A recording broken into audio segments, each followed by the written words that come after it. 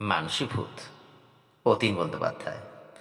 ইদানিং ভূপতির শরীর ভালো যাচ্ছে না, জ্বর জ্বালা।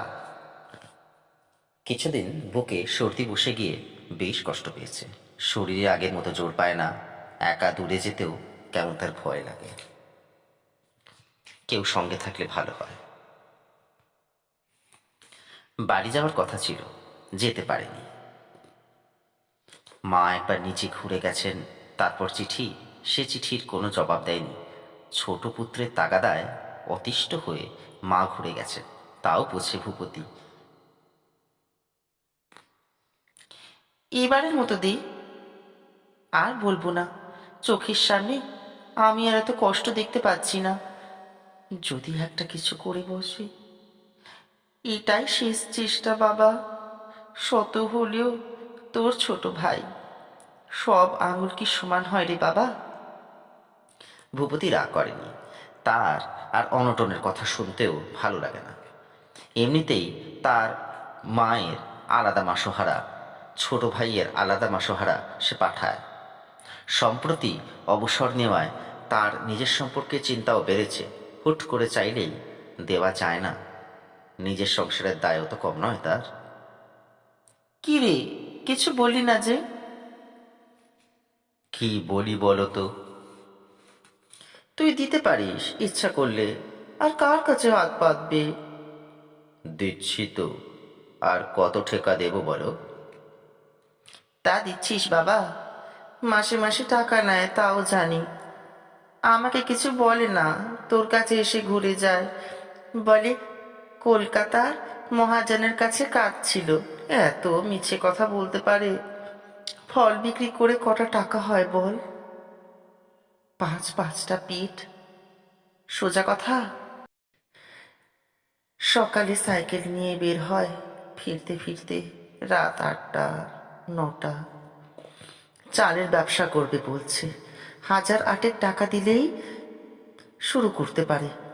আমাকে ধরেছে, কোন মুখে তোর কাছে চাইবে, বুঝতে পারিস না?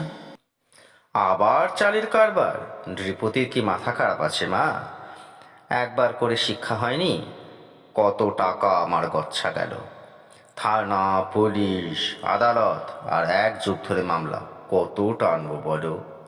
কথায় কথায় নানা অজুহাতে বাবার লাগানো গাছগুলো তোমরা বিক্রি করে দিচ্ছ। কষ্ট হয় না তোমাদের? বাড়ি পর্যন্ত যেতে ইচ্ছা হয় না, শ্মশানের মতো খা খা করছে সব। 4-5 বিঘের বাড়িটাতে এখন শুধু জঙ্গলের রাজত্ব। কি করি বল, সব কিছুর দাম আগুন। এত বড় ঘর তো করে গেছে, তার মেরামত আছে না? তোর বাবা কি মানুষ ছিল? অপদেবতা বিশেষ।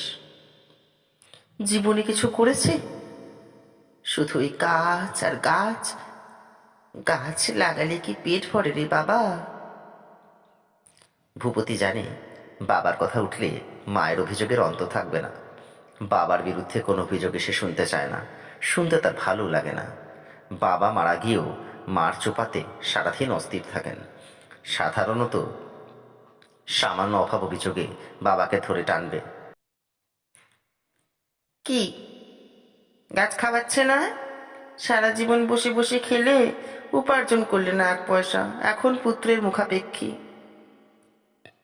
টাকা পেলে রমরমা, না পেলে হা বিদ্বেষ। সারা জীবন গাছ পাগল হয়ে থাকলে দেব সব গাছ কেটে। চিঠিমার। ঝড় বৃষ্টি বাতলায় মাটির দেওয়াল রাখা যাচ্ছে না। উত্তরে সীতাভোগ আম গাছটা বিছিয়ে দিলাম, কটা টিন পাল্টাতে হবে। আবার চিঠি। নৃপতির লোনের টাকা শোধ করতে হবে। অত টাকা পাবে কোথায়? ব্যাংক লাল চিঠি ধরিয়ে দিয়ে গেছে। নৃপতির এখন ত্রাহি মধুসূদন অবস্থা, খুবই ফাপড়ে পড়ে গেছে। শ্রীপতি বাড়ি এসেছিল, সে রাজি না, বলে গেছে মেজদার অনুমতি দিলে আমাদের কোনো আপত্তি নেই। এখন বাড়িটা 7 শরিকের, তবু ভূপতি জানে নানা কারণেই দাদা ও ভাই বোনেরা তার মুখাপেক্ষী। সে অনুমতি দিলে কেউ আর বাধা দেবে না। মারও দোষ দিতে পারে না, চোখের সামনে নৃপতির অভাব অনটন সত্যি সহ্য করা যায় না। বাড়ির সামনের জমিটার নৃপতি ঘর তুলে আছে, জমির বন্টন নামা হয়নি। সব জমি ও গাছপালা মা ভোগ করে, মার ওরফে নৃপতিও কিছুটা ভোগ করে। মার অবশ্য আলাদা একটি গলগ্রহ আছে, ভাইজি সুনন্দা। মার কাছেই বড় হয়েছে, মার সঙ্গেই থাকে, পড়াশোনা বিশেষ হয়নি। বাবার লাগানো গাছের সঙ্গে এ বাড়িতে সেও বড় হয়ে উঠেছে। গাছ কাটলে সুনন্দাই বেশি কষ্ট পায়, এটাও সে বোঝে। গাছ যেদিন কাটা হয় সুনন্দা বাড়ি থাকতে পারে না, সে পিসির বাড়ি চলে যায়। ক্রোশখানেক দূরে পিসির বাড়ি সাইকেলে চলে যাওয়ার আগে সবাই দেখেছে সুনন্দা কিছুক্ষণ গাছটার নিচে বসে থাকে। ভূপতি বুঝতে পারে গাছের সঙ্গে বড় হয়ে উঠলে মায়া তো পড়বেই। বাবা গাছ লাগিয়েছেন, সুনন্দাকেও তুলে এনেছিলেন। দাদার সন্তান সন্ততির মাত্রা একটু বেশি। বড় মেয়েটির প্রতি দাদার মায়া মমতা কম, টের পেয়েই বোধ হয় বাবা এই কাজটি করে গেছেন।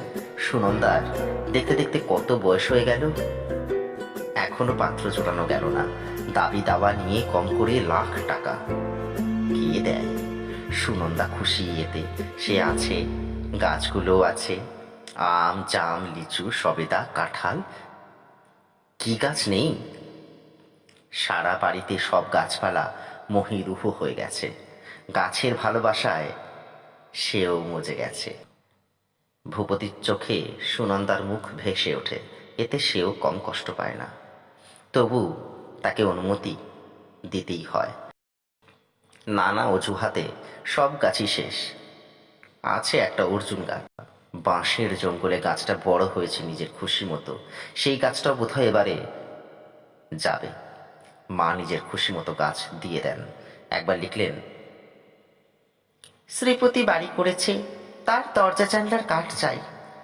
বাজারে কাঠের দাম আগুন, বড় সিঁদুরে গাছটা সে চাইছে। গাছটা পেলে দরজা জানলার কাঠ আর তাকে কিনতে হয় না। শ্রীপতি তোমার অনুমতির অপেক্ষায় আছে। ভূপতি বোঝে এই করে সবাই বাবার গাছগুলো শেষ করে দিয়েছে। নৃপতি টাকা নিতে এলে বলবে, মা টিয়াঠুটি গাছটা বিক্রি করে দিল, উত্তর দিকের গাছ আর একটাও নেই। ভূপতি না করতে পারে না, যা খুশি করুক। নৃপতির আরো অভিযোগ, গাছ তো দাদা আমরাই কাটছি না, মাও কাটছে, লোক দিয়ে এত বড় জাম গাছটা জলের দরে বিক্রি করে দিল। মার কি অভাব আছে বলো? কেন গাছ বেচে দেয় বলো? টাকা, বুঝলি না? গুচ্ছের টাকা সুনন্দার নামে ব্যাংকে ফেলে রাখছে। ভাইঝিটি নৃপতির চক্ষুশূল। নৃপতির স্ত্রীর সঙ্গে বনিবানা নেই।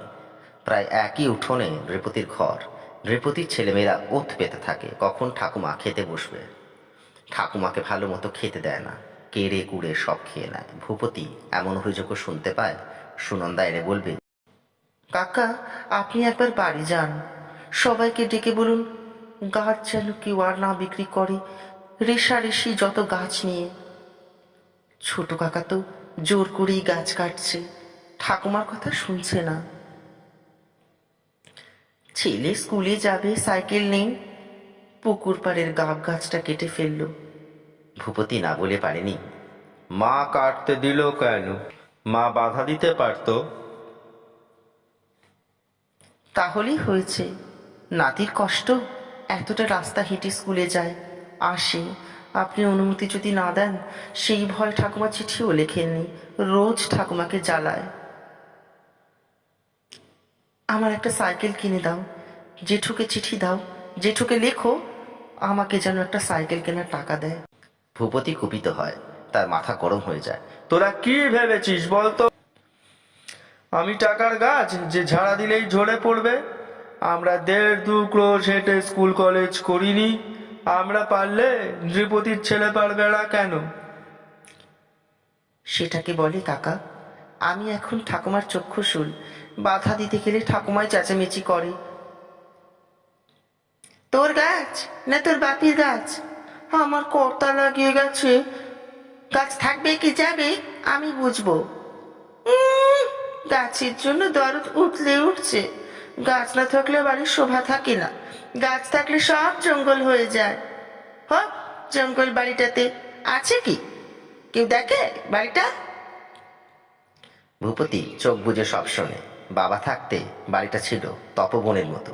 5 বিঘে জমিতে একটা আগাছা জন্মাতে পারত না। বাড়ির গৃহদেবতার পুজো, গাছপালার পরিচর্যা ছিল তার নেশা। সব গাছের নাম বাবাই দিয়েছে। আম গাছই মেলা, জাম, জামরুল, চালতে গাছও আছে। বাবা একটি সুন্দর লেবুর বাগানও করেছিলেন। গন্ধরাজ লেবু পাতে না পড়লে খাওয়ার সুখ থাকে না। পুকুর পাড়ের দিকটায় শুধু নারকোল গাছ আর খেজুর গাছ। খেজুর গাছ আর বাবা অবশ্য লাগাননি। জলের দরে জমি কেনার পর জঙ্গল সাফ করে একটি মজা পুকুর আর খেজুর গাছগুলি বাবা আবিষ্কার করেছিলেন। উত্তর দিকটায় বাঁশের বন ছিল। তা বাবা অক্ষতই রেখেছিলেন। গেরস্তের ঘরে বাঁশ না হলে চলে না। কত দূর দূর থেকে বাবা গাছের কলম করিয়ে নিজে কাঁধে বয়ে এনেছেন। নাওয়া খাওয়ার কথা বাবার মনে থাকতো না। গাছ লেগে গেলে বাবা বালকের মতো খুশি। একবার বাবা তাকে কলেজেও যেতে দিলেন না। সবে সে কলেজে তখন ঢুকেছে। বাবা ঘর মাখতো কলেবরে। বাড়ি ফিরে কাঁধ থেকে গাছের কলমটি নামিয়ে বললেন, ভূপতি, এই গাছটা তুমি আজ লাগাবে? কাল লাগালে হবে না? হবে না কেন? হবে, তবে গাছের মর্যাদা থাকে না। এত দূর থেকে কাঁধে করে আনলাম গোলাপ খাস আমের কলম। খুবই লাজুক স্বভাব, কলম করাই কঠিন। যাও, গাছ কলম দিল, তাকে বাড়ি এনে ফেলে রাখলে গাছ কুপিত হবে না? তারপর যা কাণ্ড করবেন সম্পূর্ণ অগ্রাহ্য করে তাকে কলমটি অতি যত্নের সঙ্গে তুলে নিয়ে গেলেন। বাড়ির পূবের দিকের জঙ্গল সাফ করে কোমর সমান করে ফেলল। ভূপতি আর কি করে, সে নিজেই তার বাবার কাছ থেকে কোদালটি প্রায় কেড়েই নিল। তুমি দেখিয়ে দাও, আমি সব করছি। তুমি পারবে না। পারবো। বাবার তবু অবিশ্বাস। কলমটি লাগাবার সময় যেন কোনো ত্রুটি থেকে না যায়। আর বাবা নিজে দাঁড়িয়ে সব তদারক করছেন। আস্তে নামাও। না না, ঠিক হচ্ছে না। কলমের গোড়াটি কলা পাতায় মোড়া, ওটা আলগা করে না দিলে গাছ জোর পাবে না। দেখবে যেন গাছে চোট না লাগে। আরেকটু সোজা হবে। ঠিক আছে, ঝুরঝুর করে মাটি চাই। মিহি করে দাও, ফেলো। গাছ লাগালে আত্মপ্রত্যয় বাড়ে। বর্ষাতেই গাছটি লেগে গেল। বাবা একদিন তাকে গাছটার দিকে নিয়ে গেলেন। অতি যত্নে সন্তর্পণে একটি পাতা হাতে দিয়ে বললেন, দেখ তো কোনো গন্ধ পাস কিনা। ভূপতি পাতাটি শুকে কিছুই টের পেল না। বাবা বললেন, এসো এদিকে। আরো 2টো পাতা দিয়ে বললেন, দেখো তো এবার কোনো গন্ধ পাস কিনা। ভূপতি অবাক, কিসের গন্ধ? বাবা তার কেমন গন্ধ চান? ভূপতি অবাক, কিসের গন্ধ? বাবা তার কেমন গন্ধ চান সে বুঝতে পারছিল না। সব আম পাতা যেমন গন্ধ থাকে, এগুলো তার ব্যতিক্রম হবে কেন? বাবা হতাশ গলায় বললেন, গাছটি বাঁচলে হয়, গন্ধই টের পাও না গাছের? আমি তো গাছের পাতা শুঁকে বলতে পারি কোনটায় কোন সিজনের আম ধরবে। গোলাপ খাস আর মধুটুকরি পাতার কি এক গন্ধ হয়? একটাতে গোলাপ খাস আমের গন্ধ পাবে, আরেকটিতে মধুটুকরি। সব গাছের জাত আলাদা, গন্ধ আলাদা, ফল আলাদা। আমের জাত না চিনলে গাছ লাগিয়ে কি হবে? গাছ লাগালে মানুষের ভালোবাসা বাড়ে। বোঝো, গাছ লাগালে মানুষের বিবেক জাগ্রত থাকে। গাছ তো ছায়া দেয় না, শুধু ফুল ফলও দেয় না, গাছ মানুষের বিবেকও জাগ্রত রাখে। ভূপতির কেন জানি বাবার কথা ভাবতে গিয়ে চোখে জল এসে গেল। এগুলো তো শুধু গাছ নয়, বাবার প্রাণ। বাবা এই ফল ফুলের গাছের ছায়ায় বেঁচেছিলেন, কোনো কিছুরই অভাব বোধ করেননি। অভাব থাকলেও জীবনে তার কোনো নৈরাশ্য ছিল না, কোনো দৈন্য ছিল না। সব দুঃখ হতাশা বাবা গাছগুলির দিকে তাকিয়ে জয় করে গেছেন। সময় মতো বাড়ির মাসুহারা পাঠাতে না পারলে বাবা যে অগাধ জলে পড়ে যাবেন সে বুঝত। নিজের সংসারে টানাটানিতে কত সময় সে বাবার মাসোহারা ঠিক মতো এক সময় পাঠাতে পারতো না। বাবা কিন্তু কোনোদিন মুখ ফুটে অভাবের কথা প্রকাশ করতে পারতেন না। এক বিচিত্র গাছগাছালি তার নিজের হাতে লাগানো, গাছগুলোর কাছে বসে গাছগুলোর নিচে বসে বাবার আত্মতৃপ্তির শেষ ছিল না। এত গাছ চার, তার আবার অভাব কিসের? পরদিন সকালে উঠেই বিভূতি স্ত্রীকে বলল, আমি আজ বাড়ি যাচ্ছি। স্ত্রী মনিকা বলল, তার মানে এই শরীর নিয়ে একা যাবে? গেলেই হয় সর্দি কাশি। জ্বরে কবে থেকে ভুগছো? Low blood pressure. এত দূরে যাবে, সঙ্গে কেউ গেলে হয়। ভূপতি বলল, 7:45 ট্রেন ধরবো। বৌমাদের বলো আমার জামা কাপড় গুছিয়ে দিতে। আমাকে যেতেই হবে, বাধা দেবে না। মনিকা চেঁচামেচি শুরু করে দিল। বাড়ি তোমাকে খাবে। এই শুনছো লিপিকা, লিলি, তিনি কি বলছেন? ভূপতি কিছুই গ্রাহ্য করলো না। ঘড়ি দেখলো 6টা বাজে। সে বাথরুমে ঢুকে গরম ঠান্ডা জলে স্নান করে দিল। হুকুম তামিল করার কাজ এখন বাড়ির লোকদের। গোছ গাছ না করে দেয় সে এক জামা কাপড়ই বের হয়ে যেতে পারে। ছেলেরা উপরে উঠে এলো। বড় ছেলে বলল, তোমার মাথায় হঠাৎ কি ঢোকে বলো তো? যাবে ঠিক আছে, কিন্তু কিছুদিন পরে যাও, দেখি আমরা সঙ্গে কেউ যেতে পারি কিনা। ছুটি ছাটার ব্যাপার আছে তো। বাথরুম থেকে বের হয়ে আয়নার সামনে চুল আঁচড়ালো ভূপতি। মনিকা থম হয়ে আছে। ই কেমন মানুষ রে বাবা? গো ধরলো তো ধরলো, বাড়ির সুবিধে অসুবিধে বুঝবে না। আমার একটাও ক্যাজুয়াল পাওনা নেই। আমি না হয় সঙ্গে যেতে পারতাম। বাড়ির জন্য এতটা উতলা হয়ে পড়লে কেউ বাড়ির খোঁজ নেয় না। শুধু গাছ বিক্রি আর টাকা, এছাড়া তোমার মার চিঠিতে কি থাকে? ভূপতি তবু রওনা হয়ে গেল। ছোট ছেলে স্টেশনে তুলে দিয়ে এলো। কিছু জিনিসপত্র সঙ্গে দিল, হজমের অম্বলের কিছু ওষুধপত্র সঙ্গে দিল। হজমের অম্বলের আমাশয়ের বড়ি ভাগ ভাগ করে সাজিয়ে দিয়ে মনিকা বলল, সুনন্দাকে বলবে যেন জল ফুটিয়ে নেয়। শিওরে টর্চ নিয়ে যাবে। গ্রাম জায়গা, বর্ষাকাল, সাপখোপের উপদ্রব তো কম নেই। ভূপতি চুপচাপ শুনল, কোনো কথা বলল না। 3-4 বছর পর সে বাড়ি যাচ্ছে। এখন জমির বন্টননামা না করে দিতে পারলে বাড়ির শেষ গাছটিকেও রক্ষা করা যাবে না। অন্তত বাঁশের জঙ্গলটাও যদি সে পায়, বাবার শেষ গাছটি সে বাঁচিয়ে রাখতে পারবে। দেরি করলে সেটাও যাবে। এবার সে 8,000 টাকার কোপে পড়েছে। এই কোপ থেকেই শেষ পর্যন্ত মা অর্জুন গাছটি বিক্রি করে নৃপতির হাতে টাকা ধরিয়ে দিতে পারেন, যেন বিন্দুমাত্র দেরি করলে বাবা বলতে পারেন, এই তুমি আমার লায়ক পুত্র। তোমার এত আশা ছিল, মরে যেতে না যেতেই যে বাড়িটা, মরে যেতে না যেতে যে জঙ্গলটা কিনেছিলাম, বাড়িটা সেই জঙ্গল হয়ে গেল। 7 বছরে 8 বছরে তোমরা সব গাছ কেটে সাফ করে দিচ্ছ। আমার কষ্ট হয় না? কষ্ট তো আরও কম হয় না। কৈশোর যৌবন সেও এইসব গাছের ছায়ায় বড় হয়েছে। এক একটা গাছ যেন বাবার এক একজন সন্তান। গাছগুলির সঙ্গে বাবা একা থাকলে কথাও বলতেন। তারা যে যার মতো উড়ে গেছে। এক নৃপতি বাড়ি ছাড়া হয়নি। বাবার অমতে বিয়ে করে আলাদা ঘর তুলে আছে। শেষ বয়সে প্রায় তিনি সম্পর্কবিহীন হয়ে পড়েছিলেন। গাছগুলো ছিল বলে রক্ষা। গাছের কোথায় পোকা লেগেছে, পাতা ঝরে যাচ্ছে, লতা পাতা গাছ জড়িয়ে গিয়ে দম নিতে পারছে না, বাবার নজর এড়াতো না। বর্ষার আগে গাছের গোড়ায় মাটি আলগা করে দিতেন। কলম করতেন, কলম বিলোতেন। যে নিয়ে যেত তাকে বারবার বলতেন গাছের যত্ন করতে। যত্ন না করলে গাছ ফল দেয় না, ভালো না বাসলে গাছ নির্জীব হয়ে যায়। কখনো বাবা 1 ক্রোশ 2 ক্রোশ পথ হেঁটে নিজেই চলে গেছেন। যে গাছ দিল তার যদি গাফিলতি থাকে পরিচর্যায়, খোঁজ খবর না নিতে পারলে মনে শান্তি পেতেন না। বাড়ি ফিরলে মার চোট শুরু হতো। তুমি মানুষ? তোমার আক্কেল নেই?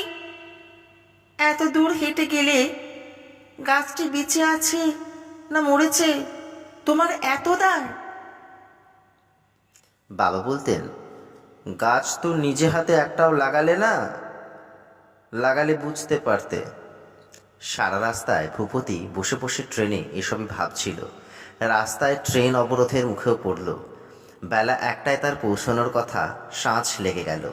বৃষ্টি বাদলার দিন, স্টেশন থেকে 1.5 ক্রোশ রাস্তা। শরীরে জ্বর ভাবটা আছে। রিক্সা না পেলে খুবই মুশকিল। রাস্তাঘাটও ভালো নয়। জঙ্গলের ভেতর দিয়ে কিছুটা যেতে হবে, তারপরেই কলোনি শুরু। এত অন্ধকার যে কিছুই দেখা যাচ্ছিল না। 3-4 বছরে জায়গাটার পরিবর্তন কম হয়নি। মেলা বাড়িঘর উঠেছে। জলের দরে যারা জমি কিনেছিল তারাও প্লট বিক্রি করে দিচ্ছে। 8-10 হাজার টাকা দর। এখন আর কোথাও জঙ্গল নেই বললেই চলে। সে তার নিজের বাড়ির সামনে রিক্সা থেকে নামলে টের পেলে সামনের জমিটুকু ছাড়া বাকি জায়গা ঝোপ জঙ্গলে ছেয়ে আছে। রেপতির ঘরের দরজা বন্ধ। বাড়িতে কি কেউ নেই? সে ডাকলো, নৃপতি আছিস? নৃপতি আছিস? নৃপতির ছোট ছেলেটা দরজা খুলে বের হয়ে এলো। সঙ্গে সঙ্গে কোলাহল শুরু। ঠাকুমা, জেঠু উঠোনে দাঁড়িয়ে। ঠাকুমা, জেঠু উঠোনে দাঁড়িয়ে। নৃপতি বোধ হয় ফেরেনি। বাড়িতে আরও লোকজনের থাকার কথা, তার গেল কোথায়? নৃপতির উঠোনে বেশ জোরালো একটা আলো আছে। আলোতে সবই দেখতে পেল। সত্যি, ঝোপ জঙ্গলে যেন শেষ নেই। বাবার ঘরটা পার হয়ে ঝোপ জঙ্গলের শুরু। তার গলা পেয়ে মাও দরজা খুলে বের হয়ে এলেন। রাত 8টাও বাজে না। গায়ে এতটা নিশুতি রাত তো হওয়ার কথা নয়। মা বারান্দায় চেয়ার বের করে দিতে গেলে না বলে পারল না। সুনন্দা কোথায়? মনোরমাদের বাড়িতে টিভি দেখতে গেছে। নৃপতির বউ কোথায়? মা বললেন, কি জানি বাবা। সাঁঝ লাগলে কেউ কি আর বাড়ি থাকে বাবা? কখন রওনা হয়েছিস? কি খাবি? বলি রাস্তায় নেমে গেলেন সুনন্দার খোঁজে। সবই যেন কেমন হতচ্ছাড়া মনে হচ্ছে তার। ছোট ছেলেটাকে ঘরে একা রেখে নৃপতির বউ মেয়ে ঠিক টিভি দেখতে চলে গেছে। মা একা এক ঘরে, নৃপতির ছেলেটা অন্য এক ঘরে। দুজনে মিলেই বাড়িটাকে পাহারা দিচ্ছে। সুনন্দা এসে বলল, আপনি আসবেন জানবো কি করে? কোনো খবর তো দেননি। যাই হোক, খাওয়া দাওয়ার পর ভূপতি বলল, নৃপতিকে ডাক। নৃপতি প্রায় ছুটতেই এলো। দাদার খুবই সে অনুগত। দাদা বাড়ি এলে তার কিছু আর্থিক সুবিধা হয় সে জানে। তাকে খুশি দেখাচ্ছিল। হয়তো চালের কারবার শুরু করার একটা হিল্লে করতেই দাদা চলে এসেছে। ভূপতি বারান্দায় দাঁড়িয়ে, নৃপতি পায়ের কাছে বসে। মা অদূরে বারান্দার থামে হেলান দিয়ে আছেন। নৃপতি, কাল সবাইকে খবর দিবি। শ্রীপতিকে আসতে বলবি। বিপিন, অমলকেও খবর দিবি। দাদাকে আসার সময় স্টেশনে চিঠি রেখে এসেছি। রাতেই চিঠি পেয়ে যাবে। দাদা মনে হয় কাল বিকেলেই চলে আসবে। ভাবছি জমির ঝামেলা আর নেব না, বন্টন নামা করে দিয়ে যাব। বিপিন জমির আইন টাইন বোঝে ভালো। পূর্ণ আমিনকে ডেকে 2-3 দিনের মধ্যে কাজটা সেরে ফেলা দরকার। সে না হয় খবর দিচ্ছি, কিন্তু দাদা, এত বড় জঙ্গল তো 2-4 দিনে সাফ করা যাবে না। সকালে ঘুম থেকে উঠলে টের পাবি ঘোর জঙ্গল হয়ে আছে বাবার গাছপালার জায়গাটা। সবই তো বুঝলাম নৃপতি, কিন্তু তোরা কত বড় অমানুষ বুঝতে পারছিস? গাছ কাটছিস, বেশ করছিস। গাছ কেটে পাশে কি আরেকটা গাছ লাগানো যেত না? আর কিছু না হোক, বাবা অন্তত খুশি হতেন। 7-8 বছরে তার গাছগুলো সাফ করে দিলি। ওরে বাবা, গাছ লাগাবে, গাছ কাটলেই জায়গাটা 2-4 মাসের জঙ্গলে অগম্য হয়ে যায়। সাধ্য কার ঢোকে? এজমালি জমি, অভাবী মানুষ আমি, জঙ্গল সাফ করব, টাকা পাবো কোথায়? সুনন্দা বলল, কাকা, তার চুপ কাণ্ড। কাল দেখতে পাবেন রাজ্যের আগাছায় জায়গাটা ভরে গেছে। গাছ কাটার পর 2 দিনও যায় না, জঙ্গলে ঢেকে যায় জায়গাটা। সকালে ঘুম থেকে উঠে ভূপতি এটা ভালোভাবেই টের পেল। উঠোনে দাঁড়িয়ে যত দূর চোখ যায় দেখল বাঁশ সমান উঁচু থরে থরে জঙ্গলের মাথা দেখা যায়। তা গুল্মে ভর্তি। বর্ষাকাল বলে জঙ্গলটা খুবই সতেজ। সে এগিয়ে গেল জঙ্গলটার কাছে। এই জঙ্গলের মধ্যেই বাবার লাগানো গাছগুলো না থাকলেও গুড়ি গুড়ি আছে। সামনে কিছুটা এগিয়ে যেতে পারলে সে তার নিজের লাগানো গাছটির গুড়ি দেখতে পাবে। যেন কিছুটা ঘুরে পড়েই জঙ্গলগুলোর ডালপালা ঠেলে ভেতরে ঢোকার চেষ্টা করলো। নৃপতি চিৎকার করছে, দাদা যাস না। সুনন্দা চিৎকার করছে, কাকা, যাবেন না, 2টো শ্বেতগোখরোর বাসা ওদিকটায়। মা চিৎকার করছেন, বাবা তোমার কত বড় অপদেবতা, এবারে বোঝো। বাড়িটাকে জঙ্গল বানিয়ে মজা লুটছে। ভূপতি তবু চেষ্টা করছে ঢোকার। তার অপদেবতায় বিশ্বাস কম। সাপের ওপর ভয় থাকতে পারে, সতর্ক থাকলেই হবে।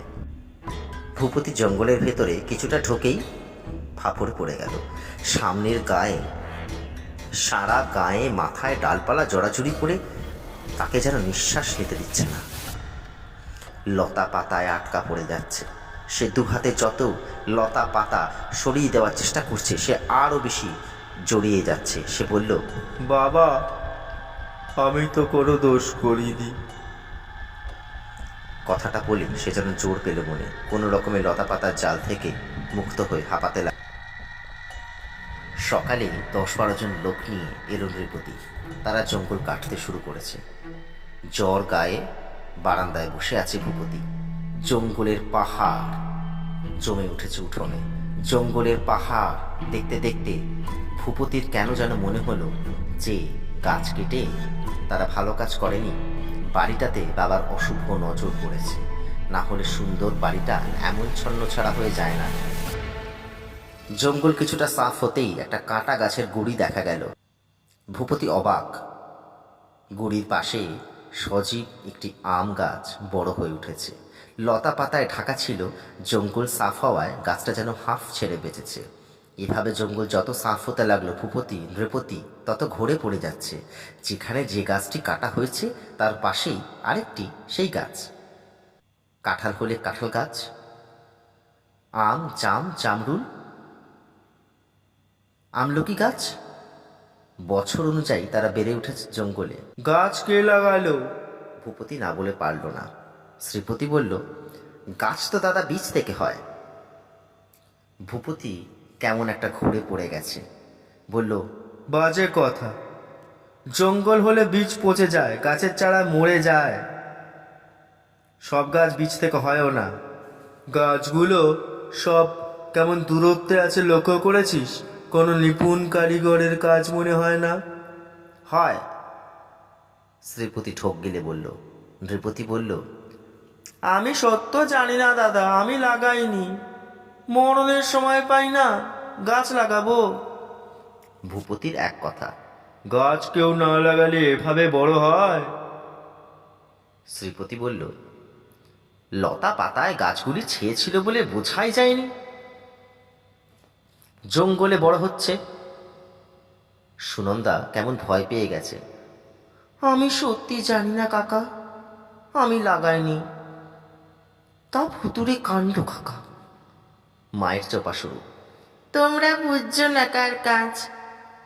তোমার বাবা ছাড়া এমন দুর্মতি কার হবে? তিনি ছাড়া কি গাছ লাগাবেন? সারা জীবন চালিয়েছেন, মরে গিয়েও ছাড়ছেন না। তিনি এখন আবার গাছ লাগাতে শুরু করে। কত বড় অপদেবতাকে নিয়ে ঘর করছি, নিজের চোখে দেখে বোঝো। ভূপতি বারান্দায় ফিরে এসে সবাইকে বলল, আপাতত বন্টন নামা আর হচ্ছে না, আবার গাছগুলিকে বড় হতে দাও, দেখি পরে কি করা যায়। ভূপতি সেদিনই কলকাতায় রওনা হয়ে গেলেন।